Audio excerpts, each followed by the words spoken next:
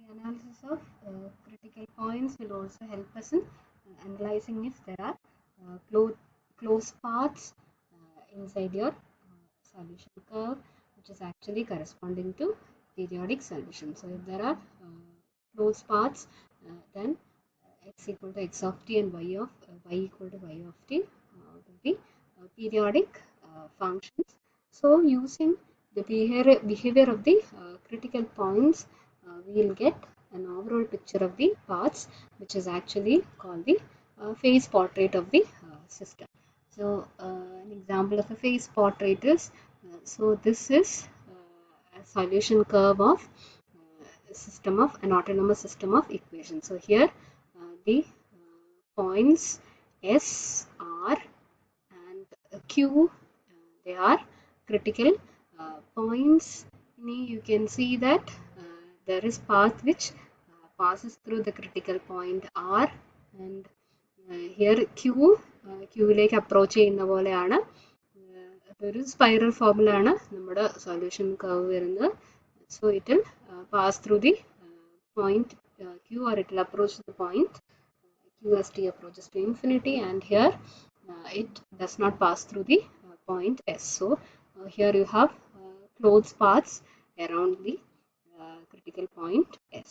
So using the functions f and g, we will actually get what is the nature of behavior of your solution around the critical point, and this will help us in finding what is the phase portrait. അപ്പോൾ നമുക്ക് solution ഒരു non linear സിസ്റ്റത്തിന് നമുക്ക് explicitly solution കണ്ടുപിടിക്കുന്ന എളുപ്പമല്ല, but using this functions f and g and studying the nature of the critical points, we can obtain what is the phase portrait, or we can get an idea about the phase portrait of given autonomous system. So that is where we use the idea of critical point. Therefore, in general, non-linear equations and systems cannot be solved explicitly. So our purpose is to discover as much possible about the phase portrait directly using the functions f and g. So for example, this is one of the conclusions using the phase portrait. So if you have a solution x of t, which is a periodic function, upper corresponding phase portrait there will be closed paths. So if you have closed paths in the phase portrait, that means your system will have a periodic solution. So that is one of the conclusions we can make using the behavior of the critical points. So in the next class, we will classify the critical points, and we will have a detailed study about the behavior around the critical points.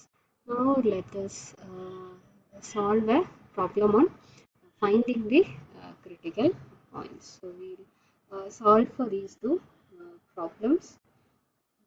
So the first problem is you need to find the critical points of d square x by dt square plus dx by dt minus x cube plus x square minus 2x equal to 0. So first we'll express this in the form of an autonomous system. So put y equal to dx by dt.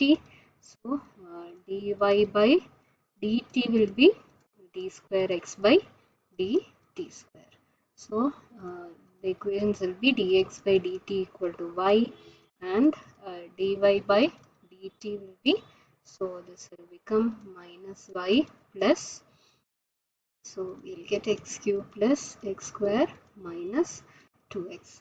Now the critical points will be given by, so critical points given by, so by the condition, so we'll have y equal to 0 and minus y plus x cube plus x square minus 2x equal to 0.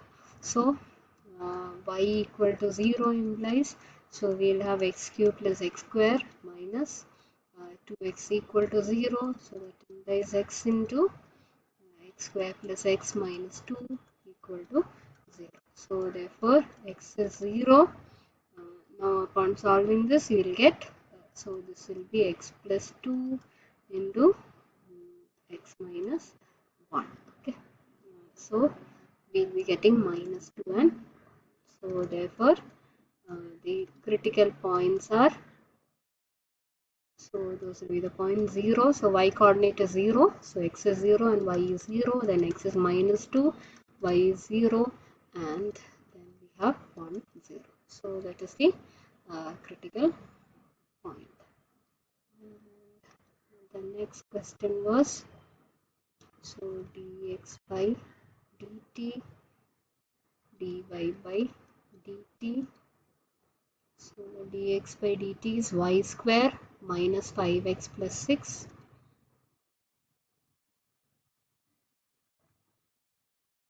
Then this is x minus y. And so the critical points are given by,